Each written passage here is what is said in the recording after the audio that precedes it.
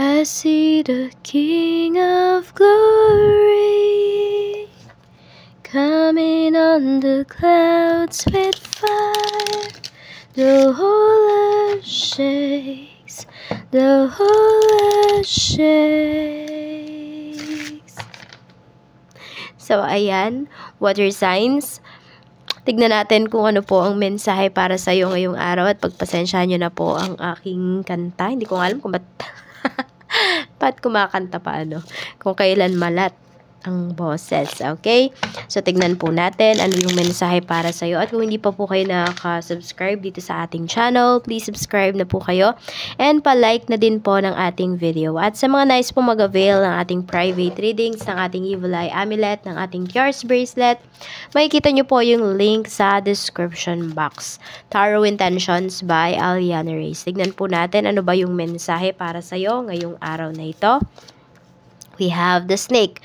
So, binabalaan lang po kayo dito ni universe, water signs na maraming plastic sa paligid mo. Marami dito na pwedeng iba yung sinasabi sa ginagawa, sa sinasabi. Okay? So, meron dito binibigyan ka ng mixed signals. Kaya, kung ano man yung binibigay na mixed signals na yan, okay? Tignan nyo kung dapat nyo pa bang i-entertain yung tao na yan or hindi na talaga. So, may competition din tayo dito. Pwedeng may mga tao dito na nagbabait-baitan sa'yo, yun pala, naiinggit sa'yo. Ine-encourage ka, yun pala, ang tingin sa'yo, kalaban.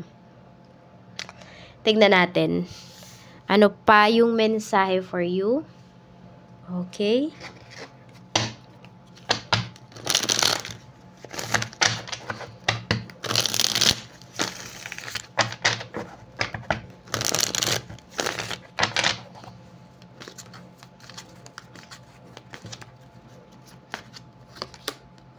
Seven of Pentacles. So, ayan nga po, parang may pinaglalaban kayo dito. Meron din dito, may mga hinihintay po kayo na matapos, okay? Pwedeng may nagluluto dito, tapos may pinapalambutan kayo, ang tagal-tagal, naiinip na yung iba sa inyo. Meron naman dito, medyo nagmamadali ngayong araw kasi pwedeng yun din. Late din kayo nakapagluto. For some of you naman, ang dami yung ginagawa, so agitated. We have Knight of Swords. Meron din dito baka mapagalitan po kayo. Parang may nagagalit kasi sa inyo dito. Alam mo yung parang may mabilis uminit yung ulo ngayong araw. Kung hindi ikaw yan, pwedeng yung mga makakasalumuha mo. We have the Moon. May nako-confuse kasi. Okay. So, pwedeng ngang merong tao dito na nagbibigay ng mixed signal sa inyo. Or, parang ganito, hindi kayo sigurado kung yung tao na yon seryoso ba sa'yo or hindi. So, tingnan natin sa family mo, we have 9 of Cups at mayroon tayo ditong 8 of Cups. Okay, sa family members mo naman, okay, hindi ko alam kung may nangyari bang occasion or salo-salo dyan sa bahay or sa kung saan mang lugar. So, may reklamo kasi akong napipick up dito. Pwedeng sabihin natin, may isa kang family member, parang issue kasi siya ngayon. Meron kang isang family member dito na nag-uwi siya, nag-Sharon ba, ganyan. Wala naman siyang kinontribute doon. Alam mo yung parang sabihin na lang natin, makapal yung muka. Ganun yung lumalabas kasi dito. Kasi hindi man lang nagpaalam. 3 of Pentacles. Ayan, feeling niya kasi parang may contribution siya doon. Basta kung makakuha, wagas. Yun yung nakikita ko dito. Kung hindi man po yan pagkain, pwedeng pananakop yan ng lupa. Baka may nananakop dito ng lupa ng sabihin natin, yung family nyo, yung family na lupa ninyo. Ayan, mayroong kapitbahay na dito, nagpasukat, pero alam mo yung lumagpas. Tipong ganon. Okay, so pwedeng may issue talaga dito ngayon. Check naman natin pagdating sa iyong mga friends.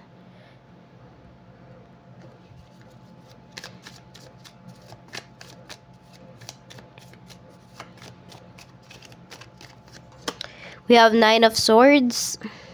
Okay, meron bang hindi nakakabayad sa'yo dito na kaibigan? Or ikaw, water signs, ikaw ba yung meron ditong sabihin natin, atraso sa isang kaibigan mo, ganyan. We have Ace of Pentacles.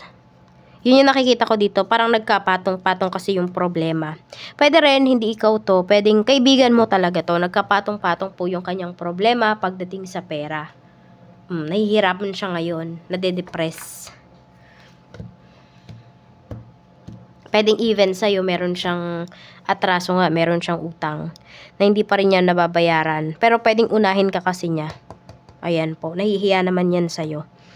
Wala lang siguro talagang magawa pa as of this time. Yung mga hinihintay din niya, pwedeng hindi pa nagbibigay. Tignan natin ano pa yung mensahe pagdating naman po sa iyong love life. We have Page of Swords. Meron tayong 8 of Wands. So, meron dito whirlwind romance. Ayan, mabilisan lang po ito. Or May December love affair for some of you. Maraming tumututol. Meron naman dito, kung looking po kayo for love, ay sabihin natin labas kayo sa comfort zone ninyo. Kasi po, pwedeng hindi mo mga type yung mga tao na sabihin natin soon ay lalapit sa'yo. Okay? So, labas po kayo sa inyong comfort zone. Tignan natin ano pa yung mensahe pagdating naman po sa inyong kaperahan. Sa kaperahan, we have 10 of Pentacles. So, maganda yung pera nyo o happy kayo dito. Tingnan natin. Page of Pentacles. Growing pa po yung kaperahan ninyo, water signs. Yan. Pwede may mga nare-receive po kayo dito na blessings. At saka yung blessings na yon, alam nyo, pag may na-receive kayo, as much as possible, kung kaya nyong palaguin ninyo. Kasi diba hindi naman forever water signs ay may tutulong sa inyo. Hindi forever na pag may request kayo, at hindi rin naman forever maganda yung kita. So, mas maganda kapag meron kayong pera, pinapalago po ninyo yan. Huwag sa sugal. Kasi mas malaki yung ano dyan yung talo dyan pag sa sugal. Hanap daw kayo ng mga bagay na yung kaya nyo talagang pagtuunan ng pansin. Yan po. I mean, kaya nyo bigyan ng effort. Tingnan natin ano pa. Or yung mga nauuso ngayon, sumunod kayo sa trending. Ano ba yung mga usong binibenta ngayon? We have King of Pentacles. Maging maparaan daw po kayo dito. Kasi ang ganda nung kaperahan ninyo ngayon. Ang ganda nung energy. May mga blessings na dumarating talaga sa inyo, monetary. We have King of Pentacles. Ayan, pasensya na po kayo kay Sugar. So, we have King of Pentacles pagdating sa trabaho. And we have 4 of Pentacles. Pwedeng may malaking accounts na pinapahawak sa'yo dito. Or malaking pera. Okay, mag-ingat lang kayo kasi baka ma-confuse kayo dito. Alam mo yung parang malito po kayo. Tapos, baka may mawalang pera dito sa, sa trabaho. Kaya mag-iingat kayo. Okay, dapat laging nandyan yung presence of mind. Hindi ko alam kung pupunta ba yung iba sa inyo sa bangko ngayon. Safe naman siya. Kaya lang, syempre, mas maganda kung, 'di ba, nandun pa rin yung presence of mind po ninyo. Basta pinagkakatiwalaan ka dito, water signs. Tingnan natin, pwedeng may malaking perang ipapahawak sa'yo dito or ipapa-audit sa'yo. Check natin pagdating naman po sa negosyo. Sa negosyo naman, we have King of Wands. Meron tayo ditong Temperance. Okay? So, sa negosyo nyo naman, hindi naman kayo nagmamadali. Yan. Actually, parang may mga nagagalit nga dito or ewan ko kung negative feedbacks ba to or may mga demanding ka ng mga clients ngayong araw. So, nakikita ko naman sa'yo dito is relax ka lang talaga. Nagre-relax ka lang talaga. Water signs. Yan. Parang alam mo sa sarili mo na wala namang masosolve yung init ng ulo. Ayan po. And also, very charismatic ka rin naman pagdating sa negosyo. The Hierophant. So, yung iba po sa inyo, baka need nyo, nakakalimutan nyo ng magsimba, magdasal. Ayan po. So, ayan yung sinasabi sa inyo dito. Focus din kayo sa inyong mga, sa inyong beliefs, ganyan. You know, kasi yung iba sa inyo dito, baka nawawalan na kayo ng pag-asa. So, baka nakakalimot na kayo na mag-pray nga. So, always be thankful. Small things, big things, man yung nare-receive natin.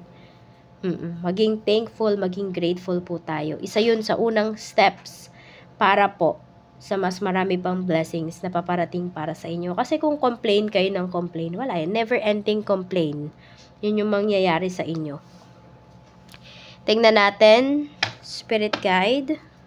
Archangel Michael, ano po ang mensahe natin kay water signs ngayon? Mensahe mo po. Energy healing work. Thank you for sending healing energy to me and through me, for my own blessings and for all those around me. Thank you for connecting me to loving and high integrity healers and teachers of energy healing modalities. Ayan po. So, marami sa inyo dito, pwede na nagiging, ano na kayo dito, water signs. Maraming blessings na lumalapit sa inyo. Okay? And also, pag may mga tao din na nadidikit po sa inyo, nagiging blessed din sila. Okay, yung iba naman sa inyo dito, pwedeng psychic vampire kayo. Pero ayaw nyo nang maging psychic vampire. Ayaw nyong alam nyo yun, ayaw nyong mapasa ninyo yung bigat ng energy ninyo sa ibang tao. Kaya ayan po, you pray. Okay? And protect nyo din yung energy ninyo pag kayo po ay may kakausapin. Kasi, yun nga, pwedeng kung may mabigat kayong dinadala, yung kausap mo yung maka-absorb noon. So, tingnan natin ano pa yung mensahe para sa'yo. Mensahe pa po natin, Spirit Guide.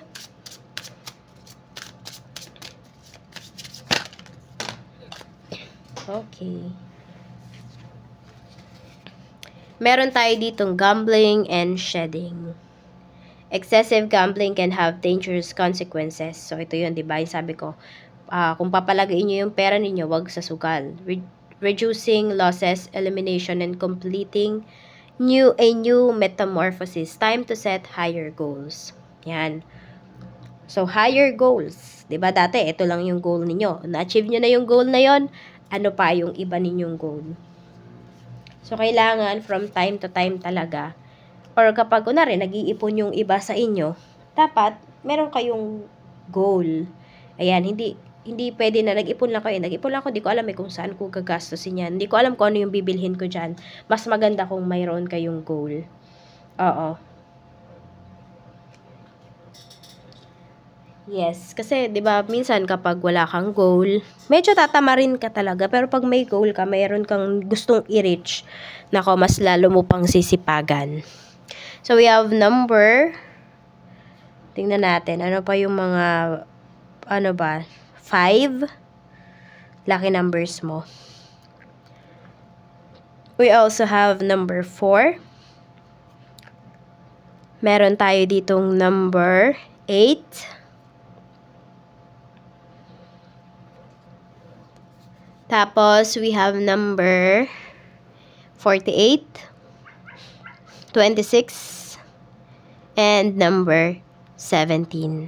Maraming salamat po sa walang sawang pagsuporta ninyo dito sa aking channel, Water Signs. Sobrang na-appreciate ko po kayo sa lahat ng nagko-comments, ng nagla-like, at sa lahat po ng nanonood ng ating videos. At lalong-lalo na po sa mga hindi nag-i-skip ng ads kasi, ayun, patuloy pa rin po tayong nakakapag-produce ng videos araw-araw. Mag-iingat po kayo always and more blessings to come.